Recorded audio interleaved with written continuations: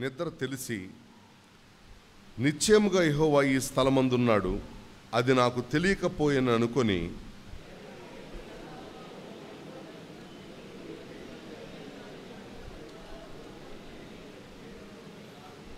తెల్లవారినప్పుడు యాకోబు లేచి తాను తలగడగా చేసుకొనిన రాయి తీసి దానిని స్తంభముగా నిలిపి దాని కొన మీద నూనె పోసెను. ఉన్నకు బేతేలను పేరు పెట్టాను, అయితే మొదట ఆ ఊరి పేరు లూజు. దేవుడు తన పరిశుద్ధ వాక్యమును మన ఆరాధన కొరకై దీవించి ఆశీర్వదించునుగాక. ప్రభునామంలో చేరి వచ్చిన మీ అందరికీ హృదయపూర్వక వందనములు.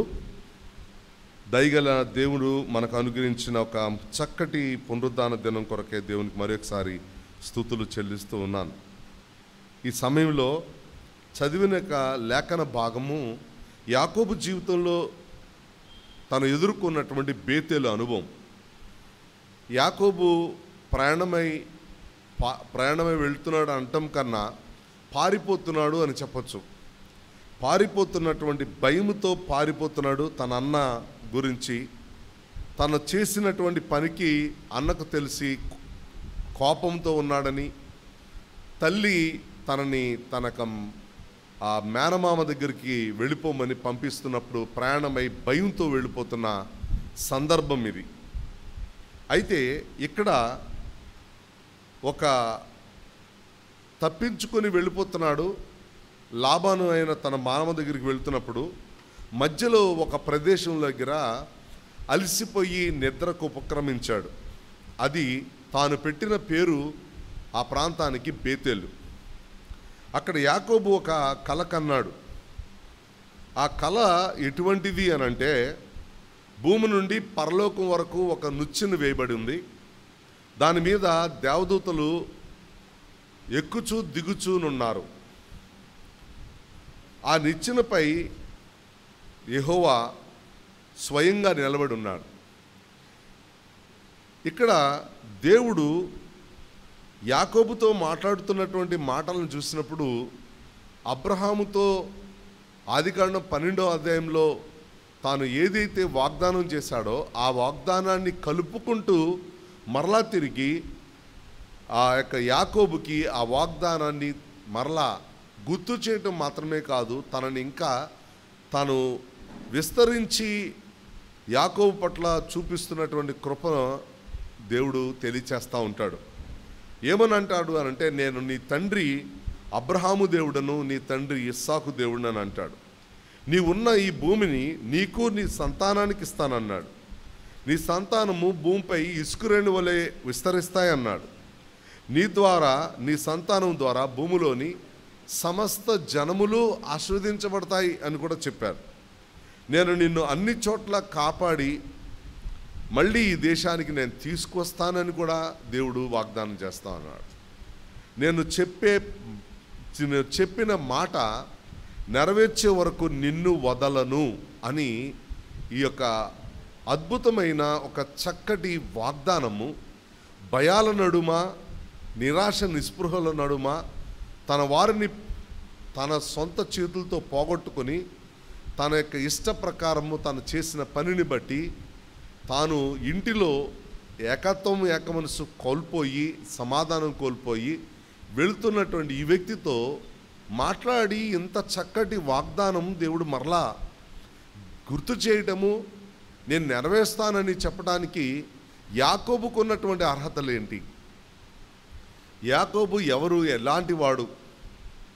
తాను చూస్తే మళ్ళీ ఇప్పుడు దేవుడు మాట్లాడిన ఈ మాటలకు తాను ఏం మాట్లాడాడో చూస్తే మిగతా వచ్చిన భాగాల్లో మనకి కనపడుతుంది.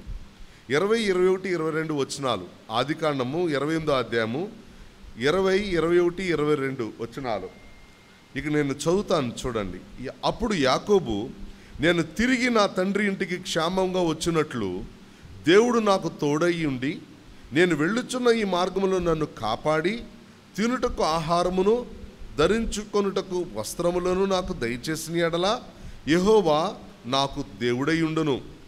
మరియు స్తంభముగా నేను నిలిపిన ఈ రాయి దేవుని మందిరమగును. మరియు నీవు నాకిచ్చు యావత్తులో 10వ వంతు నిశ్చయముగా నీకు చెల్లించేదనని మొక్కుకొనెను. మొక్కుబడి ఎటువంటిది? దేవుడు చేసినటువంటి వాగ్దానమేమో అన్కండిషనల్, ఏ విధంగా కూడా దానికి షరతులు లేవు.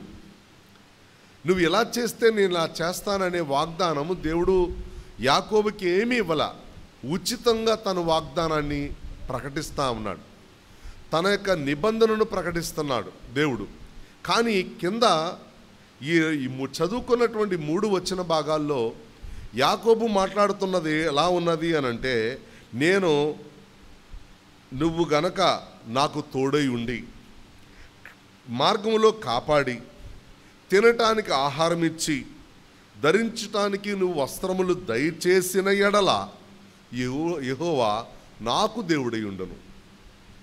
అంటే ఇంతకుముందు దేవుడు మాట్లాడిందంతా లాంగ్ లాస్టింగ్, అది తరతరాలు ఆస్వాదించబడటం, అబ్రహాము సంతానముగా అది నిరంతరము ఆస్వాదించబడేటటువంటి వాగ్దానము, ఆ నిబంధన దేవుడు తెలియచేస్తే తన వరకు, తన భౌతిక స్థితి కొరకు తన గురించి ఆలోచిస్తున్న మాటలుగా కనపడుతున్నాయి.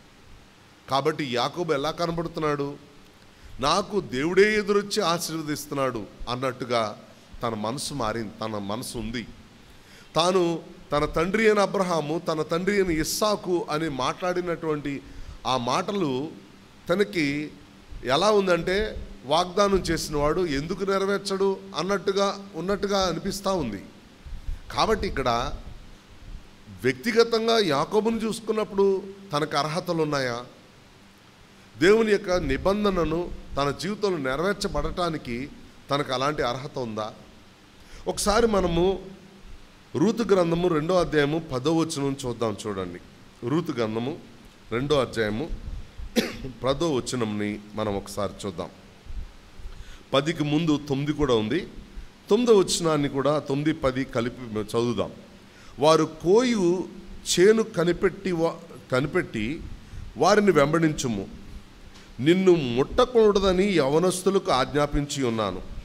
నీకు దాహనమగునప్పుడు కుండల యొద్దకు పోయి పనివారు చేదిన నీళ్లు త్రాగుమని చెప్పాను. ఈ మాటలు బోయజు రూతుతో చెప్తున్న మాటలు.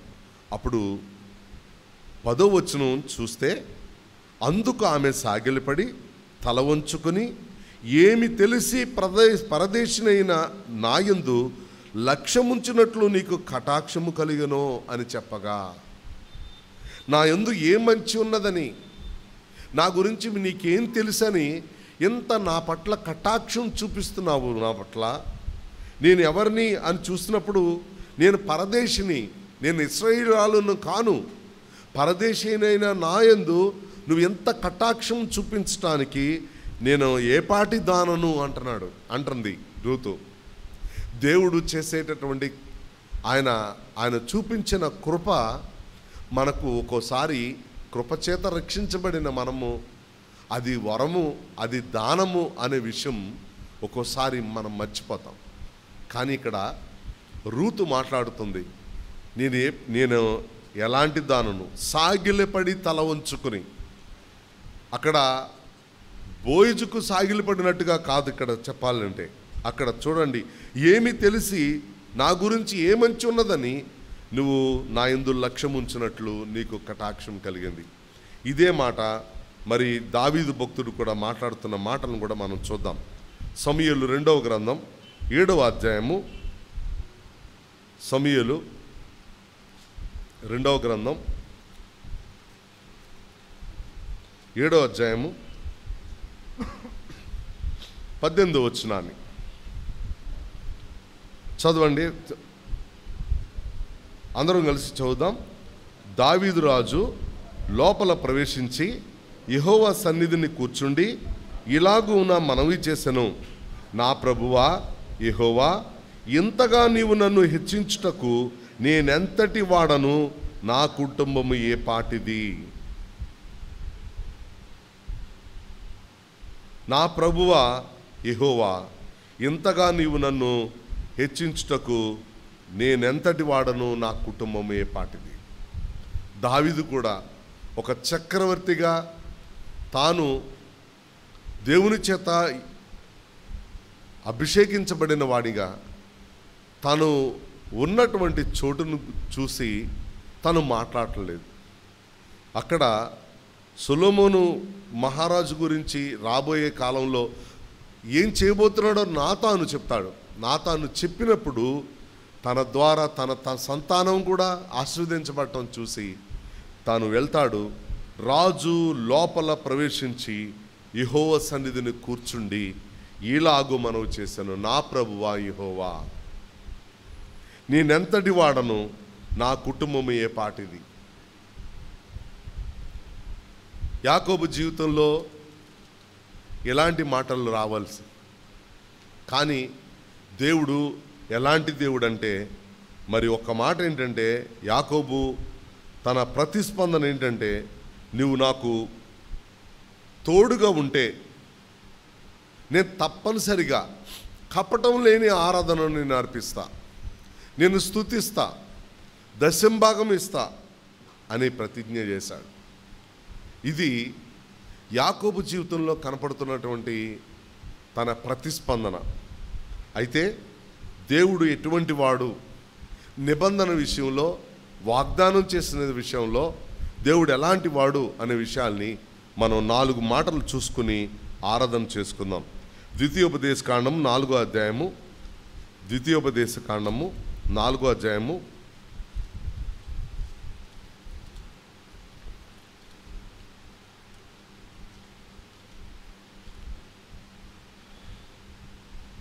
31వ వచనం. నీ దేవుడైన యెహోవా కనికరము గల దేవుడు గనుక నిన్ను చేయి విడువడు, నిన్ను నాశనము చేయుడు, తాను నీ పితరులతో ప్రమాణం చేసిన నిబంధనను మరిచిపోడు. ఈ మాటలు ఇశ్రాయేలీయులతో 430 సంవత్సరాల దాస్యత్వం తర్వాత ఎర్ర సముద్రం దాటి అరణ్య ప్రయాణం చేస్తున్నటువంటి ఇశ్రాయేలీయులతో దేవుడు మాట్లాడుతున్న మాట ఏమంటున్నాడంటే, తాను నీ పితరులతో ప్రమాణం చేసినటువంటి నిబంధనను మర్చిపోడు. దేవుడు తెలియజేసినటువంటి ఈ మాటలు. కాబట్టి ఎలాంటి వాడు దేవుడు అంటే, విడువని దేవుడు అని ఇక్కడ నీ చెయ్యి విడువడు.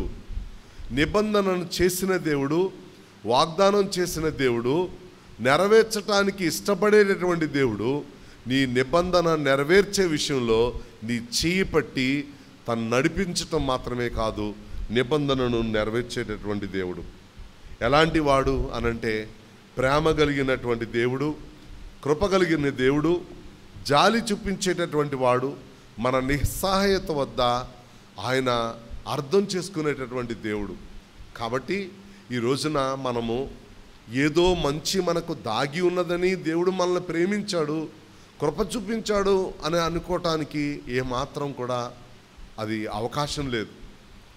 దేవుడు మరి మన జీవితాల్లో కూడా మనలను అదే రీతిలో తన వాగ్దానాన్ని నెరవేర్చుకున్నటువంటి దేవుడిగా కనపడుతున్నాడు. ఇంకోటి ఏంటంటే, తాను నమ్మిన ప్రజలను ఎన్నడూ విడిచిపెట్టే దేవుడు కాదు. ఆయన ఎటువంటి రీతిలో ఆయన తన యొక్క ప్రమాణాన్ని, తన నిబంధనను మర్చిపోడు. కాబట్టి ఈ యొక్క విడువని దేవుడు, చేయి విడువడు అని చెప్పినటువంటి ఈ దేవుడు ఆయన ఎలాంటి వాడు అని అంటే, ఆయనకు విశ్వాస్యత చూపిస్తుంది. మాట ఇచ్చి నెరవేర్చేటటువంటి దేవుడు అని మనము జ్ఞాపకం చేసుకోవచ్చు. దేవుడు ఎటువంటి వాడు? ఆయన మాట తప్పని వాడు, చెయ్యి విడువడు, నిబంధనను నెరవేర్చేవాడు. ఇలా ఆయనను పితరులకు చేసినటువంటి వాగ్దానాన్ని ఖచ్చితంగా ఆయన నెరవేర్చేటటువంటి దేవుడు గనుక నిన్ను చెయ్యి విడువడు అని చెప్తున్నాడు. కాబట్టి నిబంధనను చేసిన దేవుడు చెయ్యి విడిచేటటువంటి దేవుడు కాదు. అలాగే రెండవదిగా రాజుల మొదటి గ్రంథం 8వ అధ్యాయము 23వ వచనం. రాజుల మొదటి గ్రంథము 8వ అధ్యాయము 23వ వచనం. యెహోవా ఇశ్రాయేలు దేవా, పైనున్న ఆకాశమందైనను క్రిందనున్న భూమి యందైనను నీ వంటి దేవుడొక్కడునూ లేడు. పూర్ణ మనసుతో నీ దృష్టికి అనుకూలముగా నడుచు నీ దాసుల విషయమై నీవు నిబంధనను నెరవేర్చుచు కనికరము చూపుచు ఉండు వాడవై ఉన్నావు. నిబంధన నెరవేర్చుచు కనికరము చూపుచు ఉండువాడు. కాబట్టి ఇందాక నిబంధన నెరవేర్చే విషయంలో ఆయన చేయి విడువడు అని మొట్టమొదటిగా మనం ఆయనను ఆరాధించాలి. రెండవదిగా నిబంధనను నెరవేర్చేటటువంటి దేవుడని రెండవదిగా మనము ప్రభువుని ఆరాధించాలి. తర్వాత ఇక్కడ ఇలాంటి దేవుడున్నాడా? ఆయన నమ్మినటువంటి ప్రజల పట్ల తన కనికరము చూపటము మానని ఇలాంటి దేవుడున్నాడా? ఇశ్రాయేలులకు సెలవిచ్చినటువంటి దేవుడు ఆ మాటను ఎంత చక్కగా నెరవేర్చాడు. చరిత్ర అంతటినీ చూసుకున్నప్పుడు నెరవేరుస్తూనే ఉన్నాడు. కానీ ఇశ్రాయేలీలు దేవుని పట్ల అదే నమ్మకత్వాన్ని చూపించలేకపోయారు. దేవుడు వారి పట్ల ఎంత నమ్మకత్వాన్ని కలిగి ఉన్నాడో, మాట తప్పని దేవుడు, నిబంధనను తూచా తప్పక అమలుపరిచినటువంటి దేవుడు, ఆయన విశ్వాసత విషయంలో, నమ్మకత్వం విషయంలో ఎంత విషమంతైనా సరే మార్పు లేదు. కానీ ఇశ్రాయేలీలు ఆ దేవుని నుంచి పొందుతూనే ఉన్నారు. ఇచ్చిన దానిని బట్టి సంతోషిస్తున్నారే తప్ప ఇచ్చిన దేవునిని, ఆయన యొక్క దయను, ఆయన కృపను, ఆయన కనికరాన్ని వారు జ్ఞాపకం చేసుకోలేదు. ఇంతకీ ఆయన నిబంధనను నెరవేర్చుచు కనికరము చూపించేటటువంటి దేవుడిగా ఆయన ఇక్కడ మనకి కనపడతా ఉన్నాడు. ఇక్కడ మనము ఈ ప్రార్థన సొలొమోను మహారాజు చేసినటువంటి ప్రార్థనలోని ఇక్కడ ముఖ్య అంశంగా మనం చూస్తాం. తరువాత ఇంకోటి, పూర్ణ హృదయంతో ఆయన వెతికే వారి పట్ల, తన దాసుల పట్ల ఆయన నిబంధనను నెరవేర్చేటటువంటి వాడు. రెండవదిగా మూడవ మాటని మనం చూసుకుందాం. ద్వితీయోపదేశకాండము 7వ అధ్యాయము 9వ వచనం. ద్వితీయోపదేశకాండము 7వ అధ్యాయము 9వ.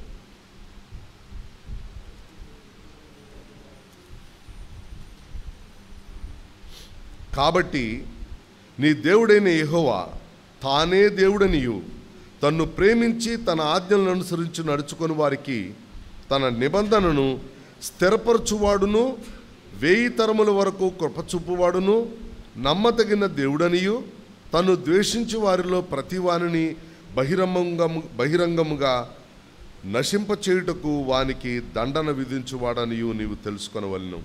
ఇక్కడ నిబంధనను స్థిరపరిచే దేవుడు, 1000 తరముల వరకు కృప చూపించేటటువంటి దేవుడు. తరువాత ఇంకొక విషయం ఏంటంటే, మనము మన తర్వాత, మన తదనంతరం, మనక పిల్లల పిల్లలు ఎలా ఉంటారో మనకైతే తెలీదు. కానీ ఈ వాగ్దానాన్ని బట్టి సంతోషంగా మనము ముగించవచ్చు జీవితాన్ని. దేవునికి నమ్మకంగా, ఆయన నమ్మకత్వంలో మనం కూడా అదే రీతిగా ఆయన ప్రేమించి ఆయన ఆజ్ఞలను గైకొని ఆయన విధేయత చూపించేటటువంటి వారి జీవితంలో నిబంధనను స్థిరపరచడం మాత్రమే కాదు, 1000 తరముల వరకు కృప చూపేటటువంటి దేవుడై ఉన్నాడు. ఎన్ని తరాలు చూడగలం మనం? మా అయితే 3 తరాలు చూడగలం. ఇంకా దేవుని ఆశీర్వాదం ఉంటే 4 తరాలు చూడగలం. అంతకు మించి మనం చూడలేం. కానీ ఆయన చేసిన వాగ్దానము ఎటువంటిది చెప్పండి? అబ్రహాముకు చేశాడు.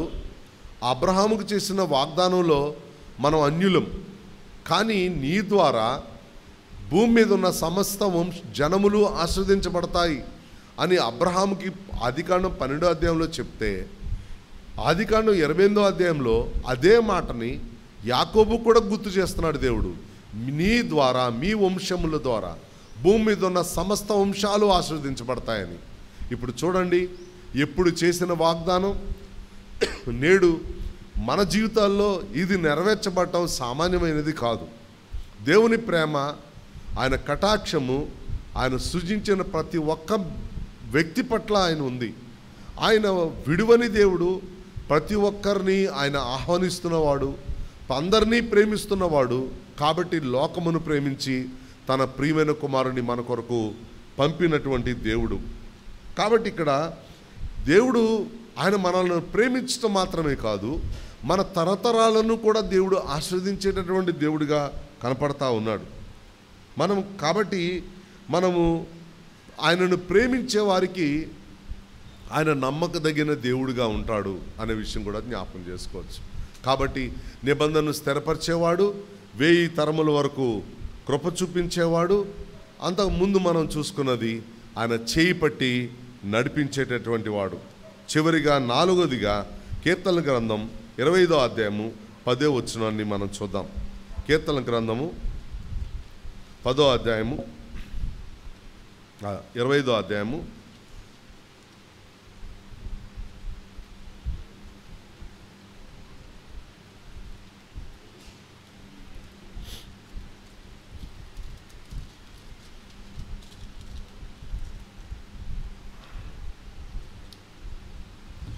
10వ వచనాన్ని, ఆయన చేసిన నిబంధనను, ఆయన నియమించిన శాసనములను గైకొని వారి విషయంలో యెహోవా త్రోవలన్నీయు కృపాసత్యములై ఉన్నవి. ఈ మాట మనము చూసుకున్నప్పుడు మనకి ఏ విధంగా మనకు మార్గాన్ని సరళం చేశాడు, ఏ విధంగా మనకు త్రోవ చూపుతున్నాడు. ఆయన నిబంధనను నెరవేర్చే విషయంలో, ఆయన వాగ్దానాలను నెరవేర్చేటటువంటి విషయంలో, మరి ఆయన శాసనములు గైకొంటూ ఉండగా మన జీవితాల్లో నిబంధన నెరవేర్చబడతా ఉంటుంది. మనము ప్రస్తుతము ఈ దినాన ఆయన మాట విన్నాము, ఆయనకు లోబడ్డాము, ఆయన మాట చొప్పున జీవిస్తున్నాము అనేది ఆయన చూస్తూ ఉంటే, మనం ఆ ప్రకారం చేస్తూ ఉంటే మన జీవితాల్లో నిబంధనను నెరవేర్చడానికి ఆయన ఏం చేస్తాడు అని అంటే, ఆయన మనకు త్రోవలను సరళం చేస్తారు. ఆ త్రోవలు ఎటువంటివి అంటే కృపతోనూ సత్యముతోనూ నిండి ఉన్న మార్గం. కాబట్టి ఇప్పుడు ఆయన కృపాసత్యములు ఆయన సన్నిధాన వర్తనములు, నీతి న్యాయములు ఆయన సింహాసనానికి ఆధారములు. కాబట్టి మార్గములన్నీ కూడా ఆయన మార్గాలన్నీ కృపతోనూ సత్యముతోనూ నిండి ఉన్నాయి. మనం ప్రయాణమై వెళ్తున్నామనుకోండి, ఈ మనకి వెళుతున్న రహదారిలో ఎన్నో ఆటంకాలు, గుంటలు అన్నీ కనబడతాయి, చాలా అబ్స్ట్రక్షన్స్ ఉంటాయి.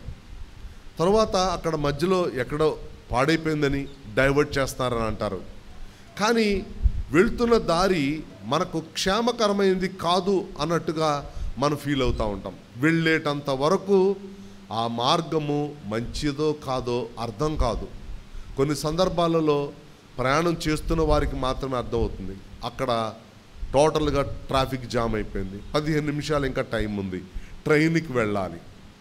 ఇలాంటి పరిస్థితుల వద్ద అప్పటికప్పుడు మార్గము అలా బిగుసుకుపోయి ఉంటుంది. కానీ మన నిత్య జీవితంలో, అంటే దైనందిన జీవితంలో, విశ్వాస యాత్రలో మనం వెళ్తున్న దారి ఆందోళనకరమైంది, కలవరాన్ని కలుగు చేసేది, భయాలను కలుగు చేసేది, ఇంకా చెప్పాలంటే నెమ్మది లేని పరిస్థితులు ఉన్న దారులు అయితే, ఆయన మార్గంలో కృప ఉంది, సత్యము ఉంది, ఆయన మార్గంలో నెమ్మది ఉంది అని మనకు జ్ఞాపకం వచ్చినప్పుడు దేవుడు ఈ మార్గానికి మార్గదర్శి, నడిపించేటటువంటి దేవుడు, చేయి పట్టి నడిపించే దేవుడు, 1000 తరముల వరకు కృప చూపించేటటువంటి దేవుడు. అంత మాత్రమే కాదు, ఆయన ఈ యొక్క కృపా సత్యము అనేటటువంటి మార్గంలో మనల్ని నడిపిస్తూ ఉండేటటువంటి దేవుడు. ఆయన నాకుండగా ఈ లోకంలోనిది నాకు ఏదియూ నాకు అక్కరలేదు. ఆయన నాతో ఉండగా ఈ లోకం వైపు నా చూపులు ఏమి ఉండవు. కాబట్టి మనం ఏ విషయంలో మనం ఎలా చూసినా కానీ మొట్టమొదటిగా విడువని దేవుడు, ఆ తర్వాత 1000 మందికి కృప చూపించే దేవుడు, నిబంధనను నెరవేర్చేటటువంటి దేవుడు, తర్వాత ముఖ్యంగా మనలను ఆయన మార్గంలో నడిపించడానికి, వాగ్దానం మన జీవితంలో నెరవేర్చబడటానికి సమస్తాన్ని ఆయన చదును చేయగలడు, పరిస్థితులు చక్కబరచగలడు, దారిని ఏర్పరచగలడు. కాబట్టి ఆయన చేసినటువంటి పని ఏంటంటే, ఆయన తన ప్రియమైన కుమారుడైన క్రీస్తు ప్రభువారిని ఆయన ఈ లోకానికి పంపటం ద్వారా మనకు నేనే మార్గము సత్యము జీవమని ఆయన చెప్పినటువంటి మార్గంలో నడవటం ద్వారా నిత్య జీవానికి మనం వెళ్ళటానికి సులువుగా మార్గం సరళం చేయబడింది. కొరింథీయులకు రాసిన 2వ పత్రిక 1వ అధ్యాయము 20వ వచనాన్ని ఒకసారి చూసుకుందాం. 2 వచనాలు చూసుకొని ముగించుకుందాం. కొరింథీయులకు రాసిన 1వ పత్రిక 2వ పత్రిక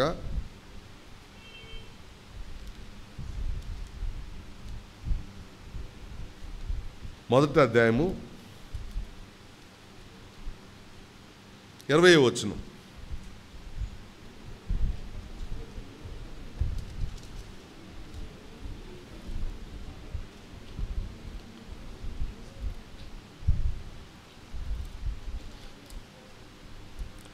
దేవుని వాగ్దానములు ఎన్ని అయినను అన్నియు క్రీస్తునందు అవునన్నట్టుగానే ఉన్నవి గనుక మన ద్వారా దేవునికి మహిమ కలుగుటకై అవి ఆయన వలన నిత్యములై ఉన్నవి. ఇక్కడ మూల భాషలో ఆమెన్ అని రాస్తుంది. దీని అర్థము ఒక్కసారి మనం గమనిస్తే దేవుని వాగ్దానాలు ఎన్నైనా కానీ యేసుక్రీస్తులో ప్రభువులో మనకు అవును అన్నట్టుగానే ఉండడం మాత్రమే కాదు, అవి దేవుని మహిమ కొరకు నిశ్చలంగా ఉన్నాయి. ఖచ్చితంగా నిశ్చయమై ఉన్నది. ఇన్నెవిటబుల్లీ కన్ఫర్మ్ అవుతుందన్నమాట. తిరుగు లేకుండా ఖచ్చితంగా ఆ వాగ్దానాలు క్రీస్తు ప్రభువులో మనకు నెరవేర్చబడతాయి. యాకోబు జీవితంలో ఖచ్చితంగా నెరవేర్చబడినది. తిరిగి వచ్చాడు ఆ అనుభవంలోకి. బేతేలు దగ్గరికి బేతేలు గుండా తను మళ్ళా వెళ్తూ ఉన్నాడు. ఈసారి దేవుణ్ణి దర్శించుకున్నాడు. ఇప్పుడేమో దేవుని వాక్యం ప్రత్యక్షమైంది. ఆ తర్వాత దేవుని ప్రత్యక్షత దొరికింది. ఆ తర్వాత ఎలోహోయి ఇశ్రాయేలు దేవుడే దేవుడు. ఇంతకుముందు బేతేలు దేవుడే దేవుడు అన్నాడు. బేతేలు దేవుడు అన్నాడు. ఇక్కడ దేవుని మందిరం అనే పేరు పెట్టాడు. తిరిగి వచ్చినప్పుడు మరలా దేవుడు సంధించాడు. దేవుణ్ణి కలుసుకున్నప్పుడు అంటాడు, ఇశ్రాయేలు దేవుడే దేవుడు అని పిలుస్తాడు. తన జీవితంలో తన వాగ్దానాలు నిబంధన చేసినంతా నెరవేరుస్తాం మనం చూస్తాము. మన జీవితాల్లో కూడా క్రీస్తు చేసినందు ఇవన్నీ కూడా నిశ్చయములై ఉన్నవి, నెరవేర్చబడినట్లుగానే ఉన్నవి. ఎందుకంటే ఈయన ప్రతి విషయంలోనూ ఆయన చాలినటువంటి ప్రభువే మనకున్నాడు. శ్రేష్టమైన నిబంధనకు పూట కాపాయను అనే హెబ్రీ గ్రంథకర్త 7వ అధ్యాయం 20వ వచనంలో ఈ మాట చెప్తారు.